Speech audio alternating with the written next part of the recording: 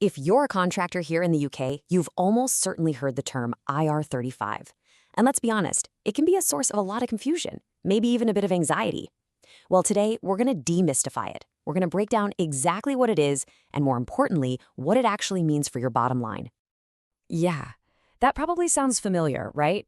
Getting an email asking about your IR35 status can feel like you're being asked to navigate a maze, completely blindfolded. But hey, don't worry.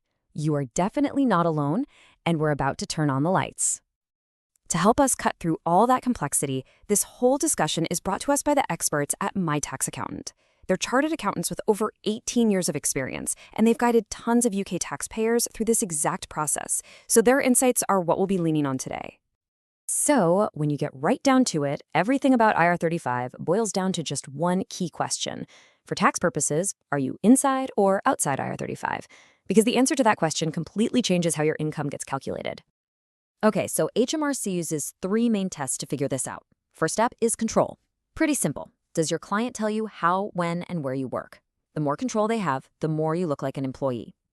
Second is substitution. This is a big one.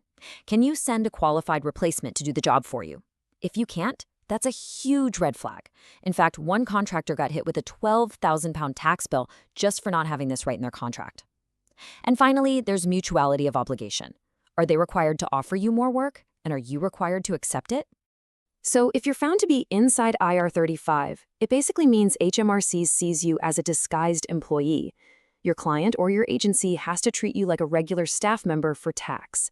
They'll deduct your income tax and national insurance directly from your pay through the pay-as-you system before you even see it. But if you're outside IR35, that's a whole different story. Now you're seen as a genuine independent business. You are in control.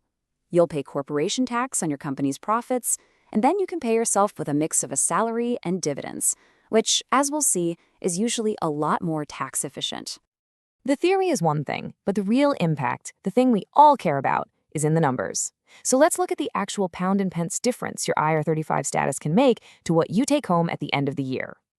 Right, so this just lays it out perfectly. There are two very different paths. Inside IR35, you're on the employee route. Income tax and national insurance, straight out of your pay. Outside IR35, you're on the business route. Corporation tax on your profits first, and then dividend tax on what you take out of the company. Let's make this real. Meet Priya. She's an IT contractor, and she earns a great income, £80,000 a year. But her contract puts her inside IR35. So, after the taxman takes his cut for income tax and national insurance right at the source, her actual take-home pay is just under £57,000. Now, let's look at Tom. He also earned exactly £80,000, but his work was determined to be outside IR35. So, he paid himself a small, tax-efficient salary, paid corporation tax on the rest, and then took the remainder as dividends.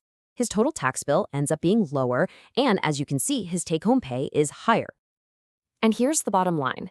By operating outside IR35, Tom took home over £1,200 more than Priya, and that's from the exact same gross income. That's not just pocket change. That's a pretty significant financial advantage every single year.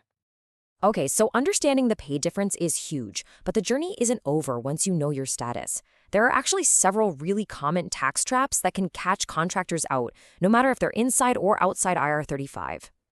You really have to be careful here, because simple mistakes can be expensive. We heard about a contractor named Raj who lost £3,500 just because of a wrong tax code. Another guy, Mark, got a surprise £1,000 bill because he didn't factor in the high-income child benefit charge. Things like being put on an emergency tax code for a new contract, or even just forgetting to report income from a little side hustle, can all lead to trouble. So, how do you take control of all this? Well, it really is all about being proactive. Mastering your IR35 journey just means having a clear plan so you can protect your income and make sure you're totally compliant. All right, here's your action plan. First, really dig into your contract and your day-to-day working practices. Do they line up? Second, you can use HMRC's own status tool. It's called CST, but use it with caution. It's not foolproof. Third, always check the tax code on your payslip. Fourth, and this is so important, document everything. Contracts, emails, invoices, keep them for at least 6 years. And finally, if there is any doubt at all, consult an expert. So I guess it's time to ask yourself, After seeing the numbers and all the potential pitfalls, are you absolutely certain that your IR35 status is correct?